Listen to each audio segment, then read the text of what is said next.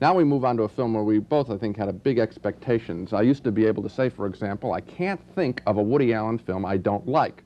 Unfortunately, now I can. It is his latest one, Stardust Memories, in which Woody plays a put-upon comic filmmaker named Sandy Bates, who hates all of the problems that success has brought him, problems like the one he encounters when he meets his staff in his apartment. The movie is filmed in black and white. Can I please get your signature on this oil shelter thing? Well, you told me cattle. The cattle died. Did Isabel Has call? anybody given any thought to Time magazine? Because I said I'd get back Your to cousin called. He needs to borrow more money. Oh, jeez. Don't Isabel bug him have a about the call? time cover. He can do it after the weekend. Hey, I don't want to go away this weekend. Who needs a festival of my old films?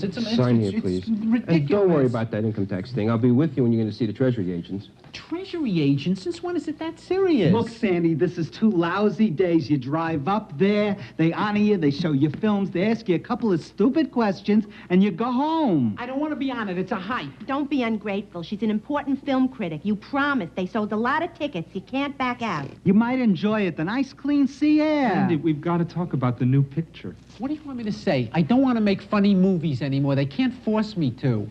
I don't feel funny. I look around the world and all I see is human suffering. Human suffering doesn't sell tickets in Kansas City. They want laughs in Kansas City. They've been working in the wheat fields all day. Hey, fellas, I'm getting a headache. Can I please get some privacy? Your problem is you never got over Nat Bernstein's death.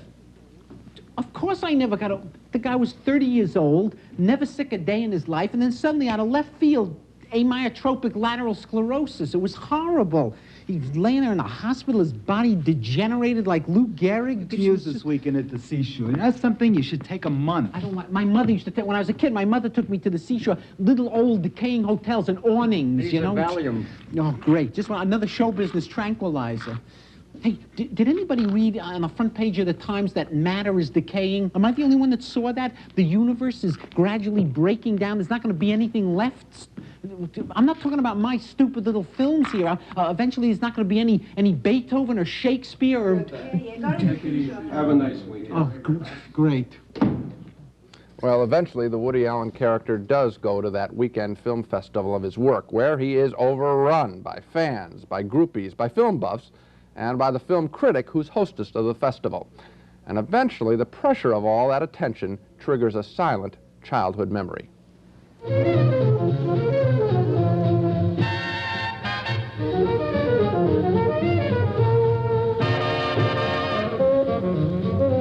Everybody is just ecstatic that you're here this weekend. The turnout is tremendous. And you know, these film culture weekends are just absolutely fantastic. They are getting so popular. Do you know you're going to love our screening facilities? When I had my Orson Welles weekend here, you know what he told me? He said that I had the best sound and projection system he'd ever seen, bar none, believe it or not. He did. That's what he's... Oh, this is Mr. Payson, our chairman and Mrs. Payson. They adore you. We love your work. My wife has seen all your films. I especially like your early funny ones. Dick LaBelle. I'm with the museum film department. We have a collection of more than 20,000 prints. This is my friend Libby. She thinks you're a genius.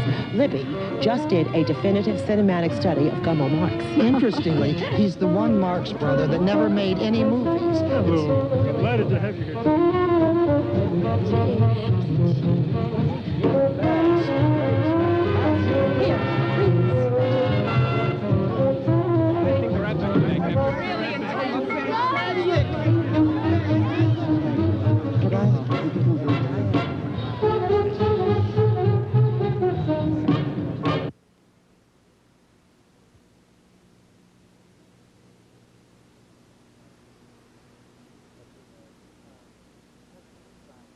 That scene has a charming, intentionally silent ending, but this aloof director is not the kind of nice guy that Woody Allen usually plays, and Stardust Memories is not the usual Woody Allen comedy.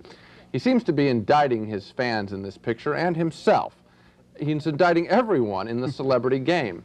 But to do that, Allen has really stacked the deck against virtually everyone in the film. He plays an unpleasant character surrounded by a lot of other unpleasant characters, and Allen has his character deliver a lot of unpleasant jokes.